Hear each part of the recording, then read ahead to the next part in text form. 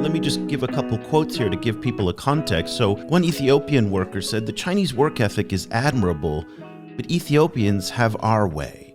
And then the Chinese would say, in China, one worker could do the work of 5 of these workers. At one point, you captured this tense interaction between a Chinese manager and a team of workers who were making jeans. And the manager wanted 5,000 pairs a day to be produced.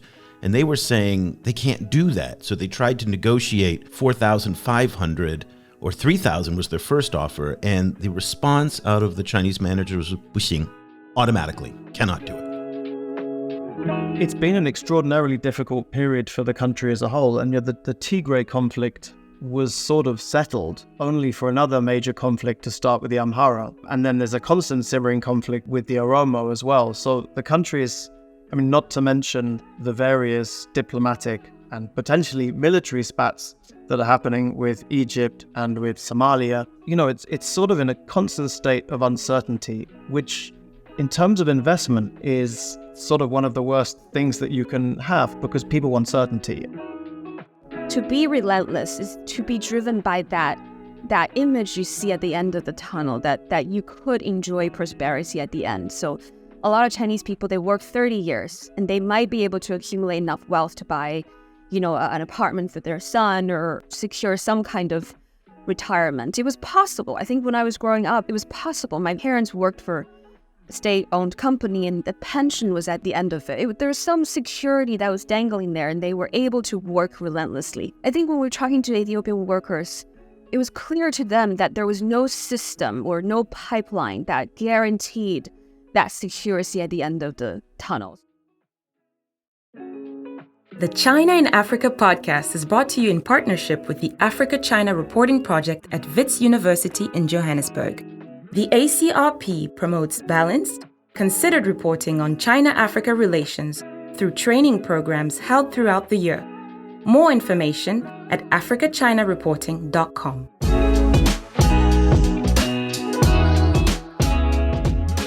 Hello and welcome to another edition of the China in Africa podcast, a proud member of the Sinica Podcast Network. I'm Eric Olander, and as always, I'm joined by China Global South's managing editor, Cobus van Staden from Johannesburg, South Africa. A very good afternoon to you, Cobus. Good afternoon. Cobus, a monumental day for you and your compatriots in South Africa. At the time of this recording, we still do not know who is going to win the election, but you braved the lines to go out and cast your ballot. How did it feel? It was good.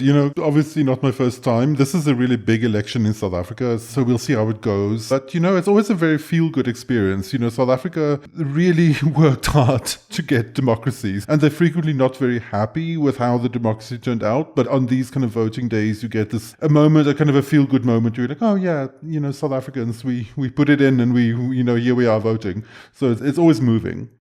And were the polls crowded today? Yes, very crowded. Oh, that's a good sign. That's always a good sign. Well, we don't, again, know at the time of this recording who has won or what parties, how they fared. But again, obviously, it is still a monumental day because you and I both remember, Cobus, when most people in South Africa couldn't vote.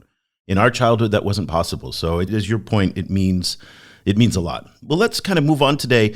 Really excited for today's show. And it's a little bit different. We're going to step back from the news a little bit. And Cobus, it made me think, the contrast between the discussion we're going to have today about this amazing new documentary and what we saw last week in Washington when Kenyan President William Ruto visited the White House. And that was an important visit, but the first head of state visit from an African leader, official state visit to the White House in 16 years. And it was a little bit frustrating because we got, in many respects, these very one-dimensional caricatures of China-Africa relations, because so much of the U.S.-Africa relationship is filtered through the prism of China. And in many respects, a lot of the reviews of the visit have come in, a little bit mediocre. But when it comes to China specifically, we saw some coverage in Politico that, again, just flattens this relationship. And that's the part that I think is so interesting. When we look at some of these more complex caricatures that we've seen over the past 15 years, they don't show up in the media. And again, I'd love to get your take on this because I'm surprised that this long into the China-Africa relationship, we're still not getting a lot of the nuance that one would expect from major international news organizations that have covered the story over the years, but still resort to debt trap diplomacy narrative, still resort to China taking over, China being kind of the dominant power in Africa, when in fact we know it's far more nuanced than that. But give us your take a little bit on what you thought of the media coverage that came out of the Kenya visit. I agree. I thought it was a little flattened. I think the issue is frequently that, particularly for a kind of a DC crowd, they're only interested in the China side of the story. They're not interested in the African side. And, then also with that, they're mostly interested in trying to get a conveniently negative kind of portrayal of the Chinese involvement rather than the full complexity. And I think that tended to be reflected in the press coverage as well. Well, at the same time that this was coming out, you and I had the chance to watch, again, what I think is just a stunning documentary film. And this is part of a pattern we've seen over the past few years where every few months now we're starting to see one. We saw, remember, last year, or was it earlier this year, we spoke with the directors of Eat Bitter, which talked about the story of Chinese in the Central African Republic. Now there's a new film that is just making its way into the film festival circuit. It's going to premiere at the prestigious Tribeca Film Festival in New York on June 6th at 8:15. It's called Made in Ethiopia, and it's the story of the Eastern Industry Park located smack dab in the middle of Ethiopia, about an hour's drive outside of Addis Ababa. This is a story that took place in a period of time that was just absolutely incredible. It started with the pandemic and then effectively ended with a civil war. It was co-directed and co-produced by Max Duncan and Xinyan, both of them joining us today on the line from the United States and from Spain. Congratulations, Max and Xinyan, for an absolutely stunning piece of work. Thanks, Eric. Thank you, Eric. Let's start by setting the scene for why you wanted to cover this topic. This is not a new topic. We have seen documentaries, we have seen in-depth coverage of Ethiopia in terms of the Chinese manufacturing presence there. This is well-trodden ground. And Xinyan, why don't we start with you to give us what inspired you to think that you could bring something different to the story that we hadn't already seen? I feel like I've made my life mission to demystify China in a way. Like you guys said, that oftentimes the coverage of China is very flattened.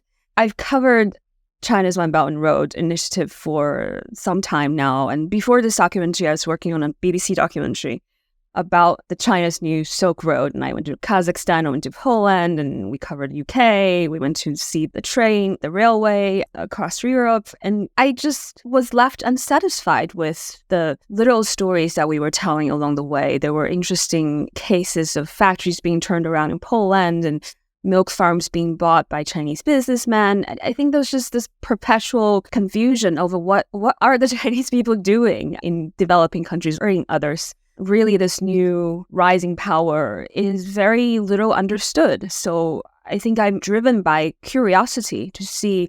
And this Chinese industrial zone is not the first time it was featured in the media, but it was also very much the same kind of narrative. So I think when we went, it was eye-opening because we were able to make a determination to stay longer and really see beyond the surface of what was happening there. So yeah, it was very much driven by curiosity. It was very much driven by the need to put more nuances into the story. And Max, what was behind the choice of Ethiopia? Like obviously, as Xinyan was alluding to, there's these Chinese developments in many, many countries. So why was Ethiopia particularly compelling?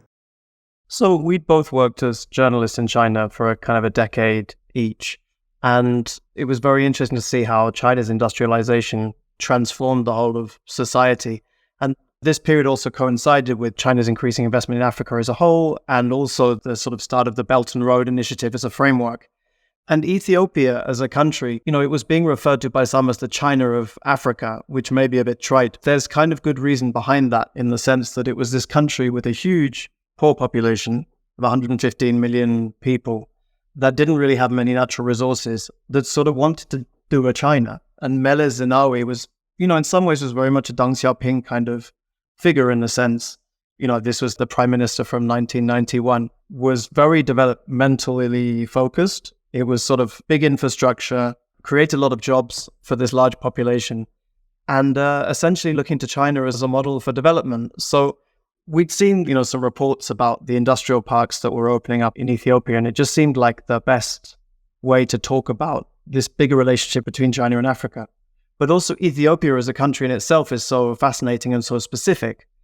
Culturally, it's so specific. It has such a unique culture. It has such a unique place in Africa. And it's just, I traveled there a couple of times before, and it's just such a fascinating and potentially very cinematic also location to set a film. So I think all of these factors kind of came together, and we did an early recce at the beginning of 2019, went out and sort of with a very open mind looking at everything that was happening with Chinese investment in Africa, from the, that new railway from Addis Ababa to Djibouti, to private businesses, to industrial parks, and visited this particular industrial park when it was under a different director, and just thought the place was extraordinary in terms of the scale, the diversity of what was going on there, the different products being produced, 100 Chinese companies.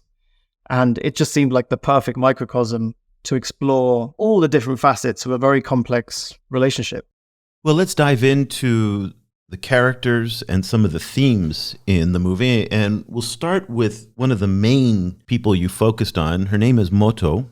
I think that's how you pronounce it. And she's just a force of nature. There's just no other way to describe her. But in many ways, I recognize Moto. I've seen a lot of these Chinese business people around the world who are just, they've just got so much energy. I could see that this is a woman who gets up at 4 a.m. and doesn't stop until 11 at night and then just grinds every day. In fact, Max, it's interesting you talk about the similarities between Ethiopia and China. In fact, Moto, at one point, she's telling visitors that doesn't this feel like China did when we were kids? And at one point, someone even said that the roads in Ethiopia were even better than they were in Beijing.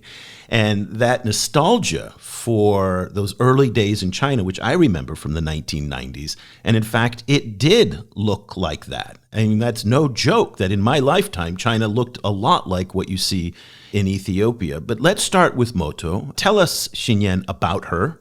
How did it come about that you were able to work with her and that she agreed to give you so much access to her life, to her business meetings, her personal life? This was a very intimate portrayal, to the point where she's even at one point crying to the camera out of the tensions that she faced in running this very complex business. Tell us about Moto and how she became such an important part of your story.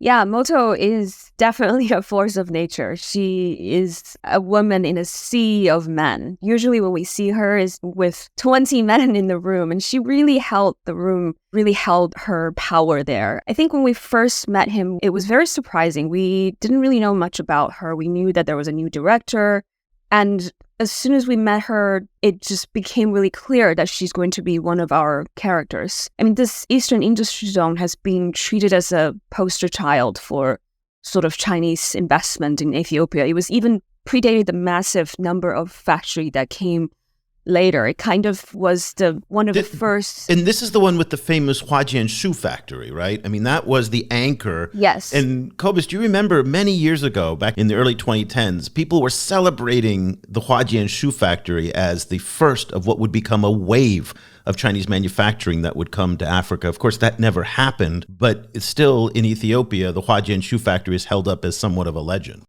Yes, and we interviewed the CEO of that factory.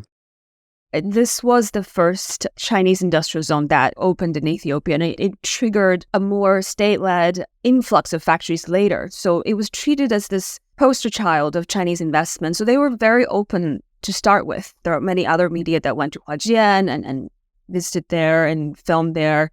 So when Moto took over, it was with the task of trying to bridge the gap, I would say, between the outside world and this world that the Chinese investment has sort of built in the suburb of Addis Ababa. And so she had a very clear goal to try to be transparent and try to help people understand what they were doing. And she was really proud, and she grew up in Dongbei, and her parents were teachers, very normal family, and she had lived through many of Chinese people in my mom's generation. Or actually, that's not true. She's younger than my mom. But many Chinese people have lived through that period. Even I myself have seen In my mom's generation, many people worked in the factories. No one really had much of a abundance in life. So she talked about a difficult childhood. She's not able to get everything she wanted as a kid. So she would remember this sense of scarcity. And coming to Ethiopia, really, she's very driven to repeat or to duplicate the success that she's seen growing up in China, in Africa. Whether that drive succeeds or not, I think is clear. I think we felt the genuine drive that she had. And yeah, so she is a force of nature and a tornado, and she would come in and really try to manage everything. And Xinyan, just following up on that, I wonder if you could talk a little bit about the issue of access in general. Kind of as Eric mentioned, there's a lot of quite intimate scenes with her. There's a lot of access to the kind of business activities that's happening within the factory, but then also a lot of access to the communities around the factory and the workers working there. It's a kind of a 360 access achieved, which, from our own experience, we know is extremely challenging. So I was wondering if, how you guys managed to achieve that level of intimacy with all of these different actors. I think we were really lucky with the timing of our arrival. I think when Moto took over, she had this very fresh energy to showcase the success of China. So she was very proud. And she was also one of the very few Chinese people you'll see out there who are very active, and she speaks local language, she speaks good English. There's no problem in her delivering that vision. She doesn't really shy away from talking about the problems. She understands that it's not a cut and dry situation here. And she loves talking about her interaction with Ethiopian officials. So she had a very open attitude. And I think her personality is also that let's talk candidly and see how it goes. I think our timing was really good. And we had the luxury of time. Each time we would arrive and stay for a month at least, and sometimes in factory dorms. And I think people are kind of perplexed by us. Like, who are these people who are just sitting here and listening to our stories? It's because we're not really like news crews. We don't come in and try to force a story, out of 3 days. We're literally trying to live in these dormitories and observing what people were eating, the canteens, or there were Ethiopian canteens or Chinese canteens, and it was a whirlwind of events that fascinated us, so we just couldn't stay away. And these factory bosses first were quite guarded because they were so used to media coming and sort of then seeing the press and not really understanding what the narrative out there is. So they were quite guarded. But I think over time, we were just like hanging out with people at dinners. And yeah, there were just so many different characters bumped into. And the Ethiopian side, I think, is very difficult because obviously Max and I were not Ethiopian, we're not local. We were working with two field producers who were excellent. One is Tigrayan, one is Oromo, who was a scholar. But it was difficult because they were not from the village either. So they were really guarded as well. Again, they were perplexed by our presence as well. Who are these people who are just showing up at villages? But I think time really helped us. We kept showing up. And even when there were conflicts happening, we were showing up. And there were conflicts happening, we would try to talk to both sides. I think both sides then saw that, these people are interested in both of our stories. They're not just on the Chinese side or on the Ethiopian side. They were curious about our life stories. And I think it was both sides were really taken aback by how even-handed we were, or at least we try to be. So I think access slowly opened up, and we were really lucky to really win the trust of both communities. I mean, for people who aren't familiar with this kind of work, I personally believe you deserve to win the Tribeca Film Festival Award for this alone, because it is so difficult to get that kind of access and to get people to take down their guards the way they did. And you guys shot this beautifully. I mean, the cinematography on it is also just makes it even that much more compelling. The audio is excellent. So it didn't have that feeling of a kind of run and gun type of documentary. But you talk about Moto, and I just want to stay with her just a little bit because she also represents a number of very interesting themes in the broader China-Africa relationship. And so you talked about how she's trilingual. And at one point, I mean, she's such a booster for Ethiopia. And at one point she said that she even felt like she was Ethiopian, and she said Ethiopia is going to be on the same path as China by focusing on economic development. And the story is about how the industrial park wants to build out a second phase, and they're taking over some farmland next door, and they're working with the local government, but there are farmers on the farmland. And some of the interactions between Moto and the farmers were absolutely fascinating, where in the beginning she was very warm, giving them hugs, and she's, speaking local language with them. And then the moment when it turns tough, she picks up her phone and man, she shuts off, and it's all business. And I think that was quite jarring for some of the locals, and it just revealed a little bit of the intensity with how the Chinese do business. And Max, you lived in China for a long time, and I think you must have recognized those Chinese business practices, which are quite aggressive, I think, when they are seen in other cultures outside of China, but they were on full display in Moto. Yeah, I mean, I think what we saw in China, especially during that period, which, we lived through of this sort of incredibly fast-paced development, is this idea that we've got to move forward, we've got to do it now, and that progress is the priority. There's a sense of urgency to it. There's a sense of urgency. And you can see that she feels the urgency because in the case of the expansion of the industry park, that the Chinese company has paid the compensation several years previously, and the local government hasn't managed to free up the land so that they can actually build this thing. And I think in her mind, this is in the interest of everybody overall. And if we have to push a little bit, and if it's going to be a little bit uncomfortable and painful, that's the necessary price to push things forward.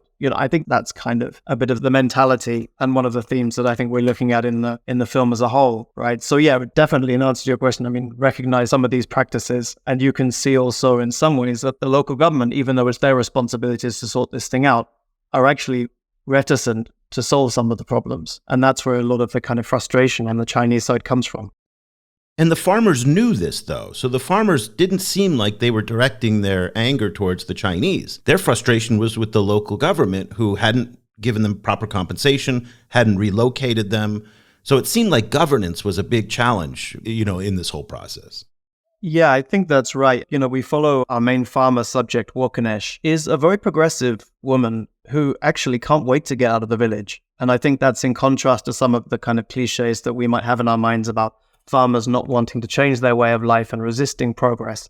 So she's actually quite on board with the whole thing, so long as she gets her proper compensation. She has nothing against the Chinese whatsoever. It's essentially that she feels that it's the local government is the thing that's getting between her and progress. So I think that's reflected by some of the farmers. I mean, there's a great diversity of opinion within the village community about what they really want. And I think that somehow is divided sometimes along gender lines, but also along age lines, religious lines. It's very, very complex, which we've tried to show the complexity of that whole situation. But it's also not easy in a 90-minute film. The story of the film essentially gets structured around the COVID pandemic and then the Tigrayan war. So I was wondering how your shooting, experience was impacted by both of those big events.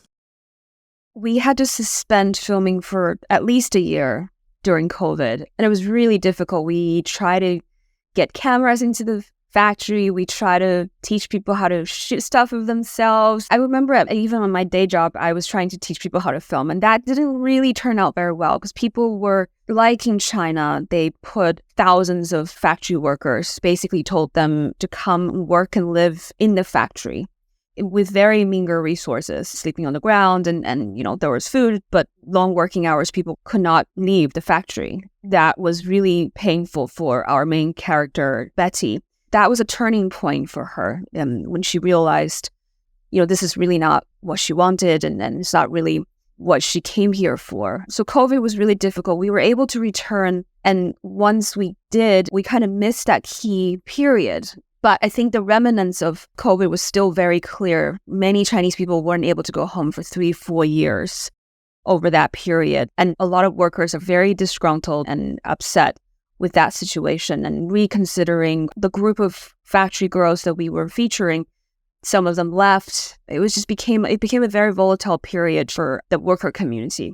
The Tigrayan War as well, it didn't really affect the capital city. It affected our visa process, made it very slow, and a lot of the Chinese factories pulled out of Ethiopia. It was a very dark period. US dollar exchange rate was really very volatile. The Chinese businessmen were losing hope in Ethiopia and moving out of the country. We actually met people who were literally packing up and leaving their factories behind in Tigray and evacuated with embassy in huge trucks through the deserts. And it was an ordeal for them.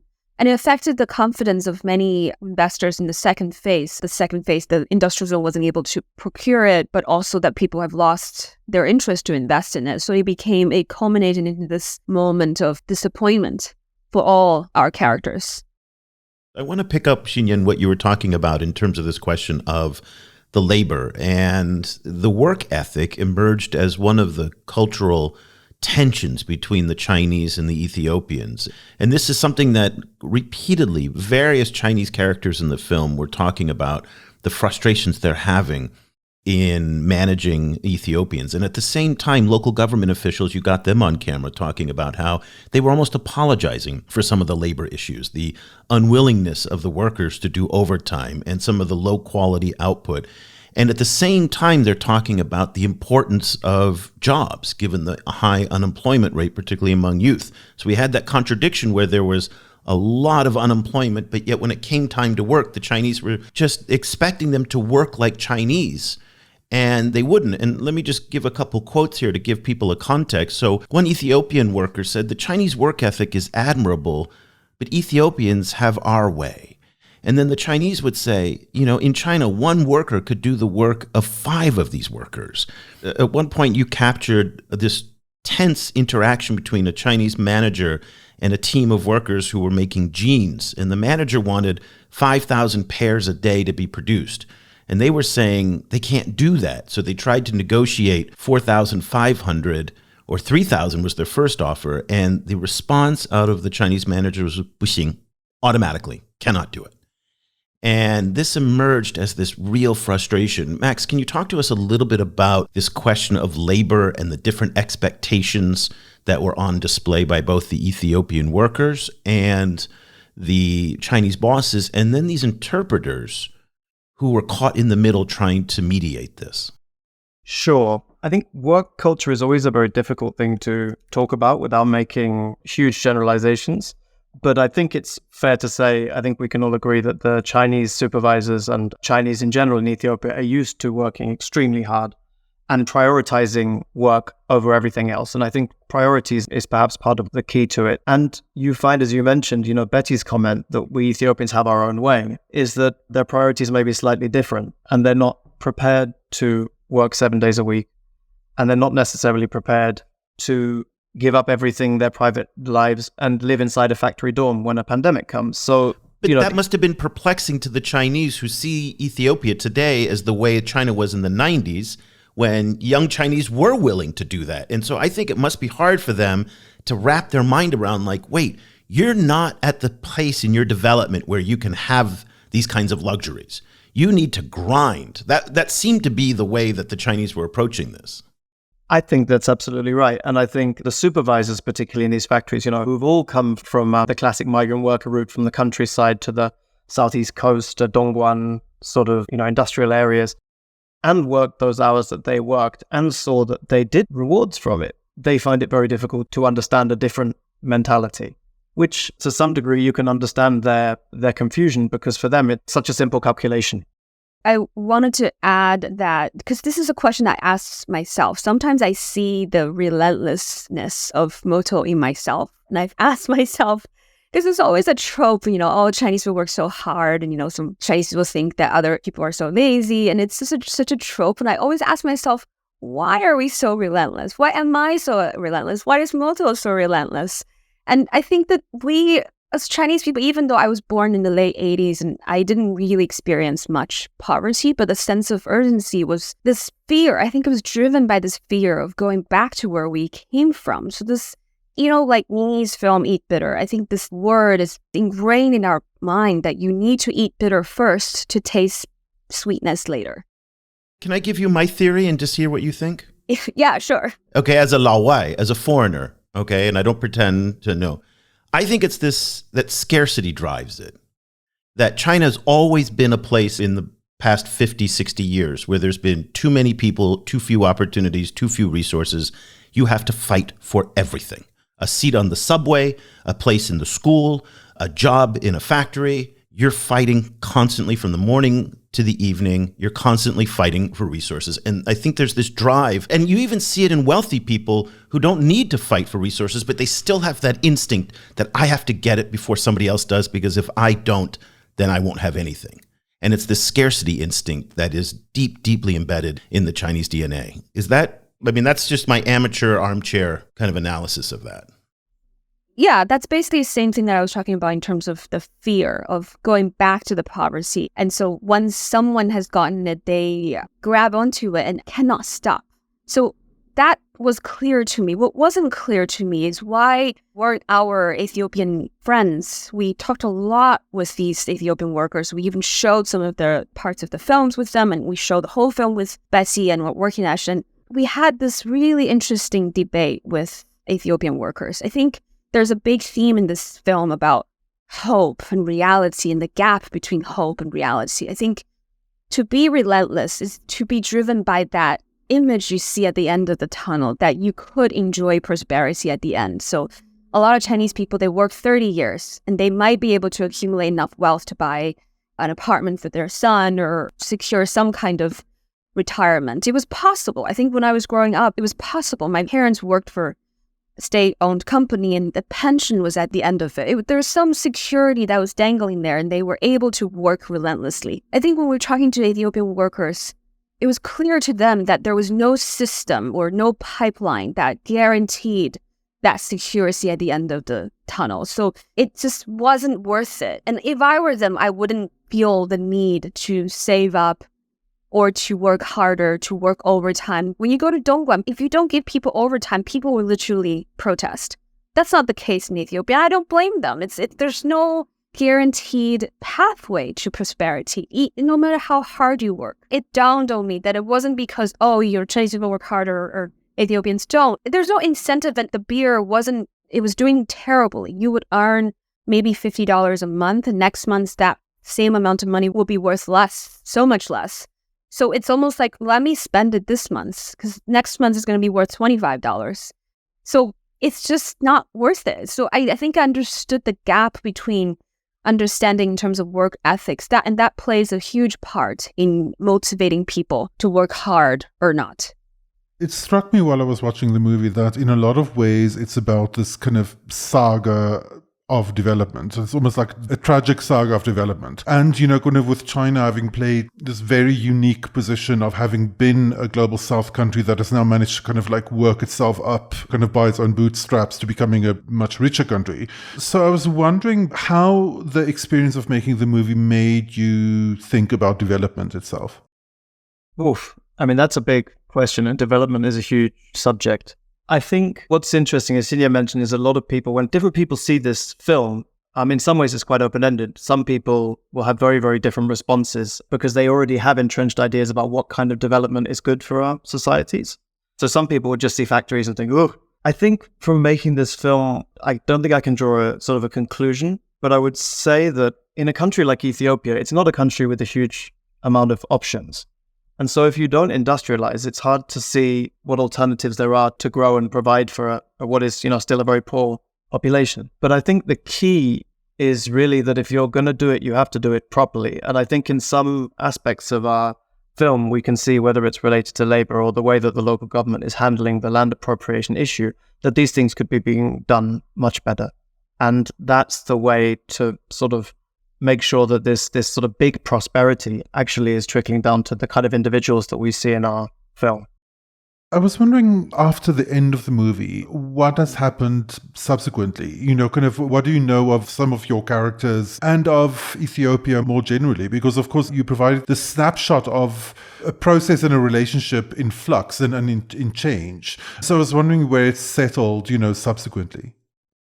So, in terms of each of our characters, we're in touch with them all the time. In terms of what's happened to the country, it's been an extraordinarily difficult period for the country as a whole. And yet the Tigray conflict was sort of settled only for another major conflict to start with the Amhara. And then there's a constant simmering conflict with the Oromo as well. So the country is, not to mention the various diplomatic and potentially military spats that are happening with Egypt and with Somalia. It's sort of in a constant state of uncertainty, which in terms of investment is sort of one of the worst things that you can have because people want certainty. And at one time, that was actually why Ethiopia was appealing to Chinese investors, because there was a lot of certainty as compared to other African countries, I think. Yeah, and don't forget, when you started filming, and they even mentioned this, that some of the products were going to be sent to the United States under the AGOA free trade. By the time you finished it, the United States had withdrawn duty-free access and removed AGOA. And so that made these factories a lot less appealing for some Chinese investors. Sure. I think an important thing to say, though, is, we talked about skeleton projects, and they do still plan to go ahead with it. And we don't know, that'll have to be part 2. We don't know what's going to happen. But it was interesting. I was speaking to a few people, Ashanta Carlos Oya from SOAS, who I think I'm not sure. It was interesting. He reflected a feeling that we had actually, which is, while it's been extremely difficult for Chinese investors that we've met inside the industry park, actually, they're quite resilient. And a lot of them are planning on sticking it out. So, it's not an unmitigated disaster, but the longer the kind of uncertainty and various conflicts in Ethiopia extend, it's, how long can these guys hold out before it's actually it's still worth their while, rather than actually, packing up and going elsewhere, which certainly some of them are looking at. The film is made in Ethiopia, and it was made by Max Duncan and Xinyan Yu, who were the co-directors and the co-producers. It is a triumph. There is no doubt. And if you are in New York City, you can still go see it at the Tribeca Film Festival on June 6th at 8:15 p.m. Tickets are still available as of the time of this recording. Xinyan, the film is just about to embark on the film festival circuit. Maybe you can tell everybody some of the stops it's going to make, just in case they are local to it and can catch it.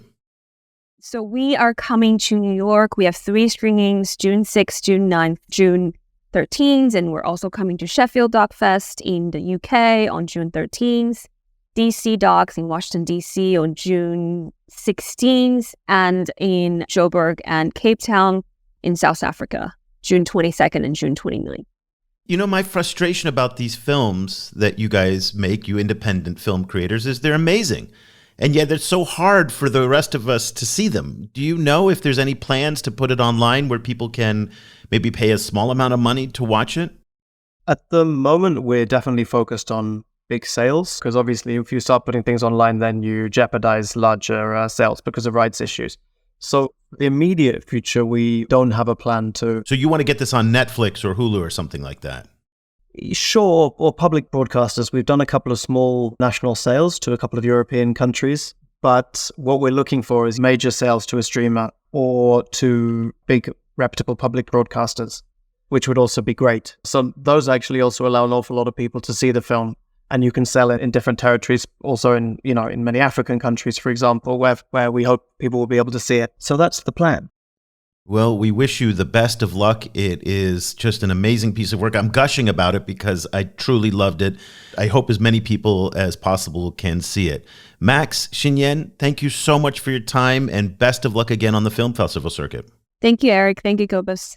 Cobus, we started the discussion talking about the Ruto Biden visit and the coverage that, again, was so flat in how they described the China-Africa relationship. And what I liked best about this is the humanization of it. And we didn't get a chance to talk about it, but one of the other takeaways is you see how difficult it is for so many of the Chinese expatriates who are in places like Ethiopia, who are raising their kids on the other side of a WeChat video call. That's all they get. And you could see the pain on their faces, and they even expressed it, how difficult it was, and how the children themselves have habituated to this life. And by the way, this is not just a question of Chinese expatriates in Africa, but even in China, when people leave the countryside to go to the city and it's grandparents that are taking care of children, that too is a very common thing. But it's incredibly painful, and the pain was accentuated by the fact that, as Xinyan said, they couldn't go home for 2 and 3 years because of the pandemic.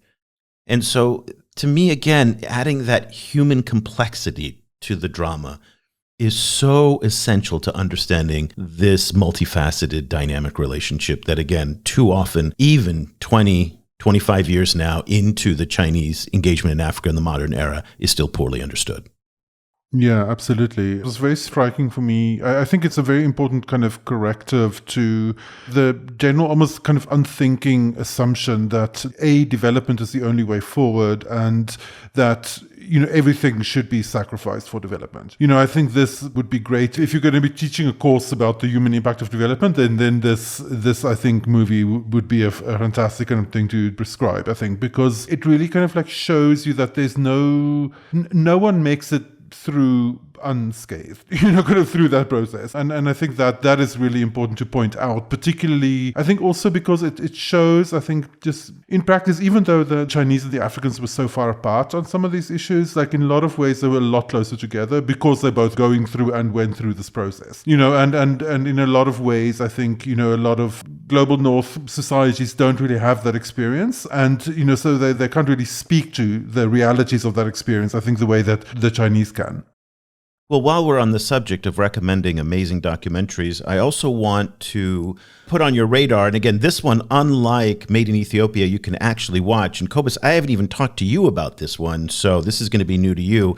It's a documentary by the Singaporean broadcaster Channel News Asia. It's a 3-part series called Walk the Line, hosted by and reported by an excellent journalist by the name of Du Wei, who's originally from Chongqing. And she covered this amazing journey of Chinese migrants illegally migrating to the United States via Ecuador, walking through the Darien Gap in Central America, up through Mexico and over the southern border into the United States. There's some similarities with what we saw in Made in Ethiopia in that it humanizes this very complex relationship. I'm going to put links to Walk the Line. And the reason why they call it Walk the Line is because in Chinese it's called 走线. And that is what they were seeing on Douyin about how to walk up from the Darien Gap from Ecuador into Mexico and then over into the United States. By the way, 走线 is a word now that has been blocked on Chinese social media because tens of thousands of Chinese migrants have been making this incredibly dangerous journey. And there's a little kind of wrinkle in the story is that Chinese are almost guaranteed to be able to stay in the United States if they migrate illegally because the Chinese simply do not accept them back. You can't deport them. They don't accept them back. So it's kind of a weird thing. And you'll see the Chinese ripping up their passports at the border and they become stateless effectively. And so the United States lets them stay. But Cobus, I can't recommend it enough that you take a look at Walk the Line. I'll send you the links. I'll put the links in the show notes. And as soon as the documentary Made in Ethiopia becomes available for everybody else, I hope that you'll go out and support Xinyan and Max, who just did an absolutely amazing job. So always fun, Cobus, to be able to recommend these great documentaries and these great films. Yeah, absolutely. And this is particularly an amazing one. Really see it if you get a chance. Absolutely see it. So that'll do it for this edition of the show. Once again, we want to invite everybody to check out the work that we are doing in the same space, trying to achieve the same mission in many ways that Xinyan was talking about in terms of bringing some understanding to what the Chinese are doing along the Silk Road in places like Ethiopia and whatnot. The best way to support the work we're doing is to subscribe to the China Global South Project. Every day we're updating it with stories. You get newsletters. We have an AI-powered chatbot. We have transcripts of the podcast. The team is doing some amazing videos, and we have some incredible data sets that are coming out, and we're going to be launching a whole bunch of research projects in the next few weeks that are going to be just incredible. I can't wait to tell you about all the cool things that we're doing. Cobus is putting together some fantastic work on the Forum on China-Africa Cooperation. We're going to launch a whole package of content around that, but that needs your support. And so go to ChinaGlobalSouth.com/subscribe. We do appreciate your support. And if you would just like to make a donation to us, you can now do that. Just go to the homepage. You'll see a yellow button up there. And for our Patreon supporters, thank you. This work would not be possible without you. So until next time, for Cobus van Staden in Johannesburg, I'm Eric Olander. Thank you so much for listening. The discussion continues online. Tag us on Twitter at ChinaGS Project and visit us at ChinaGlobalSouth.com. If you speak French, check out our full coverage at projetafriquechine.com and AfriqueChine on Twitter. That's Afrique with a K. And you'll also find links to our sites and social media channels in Arabic.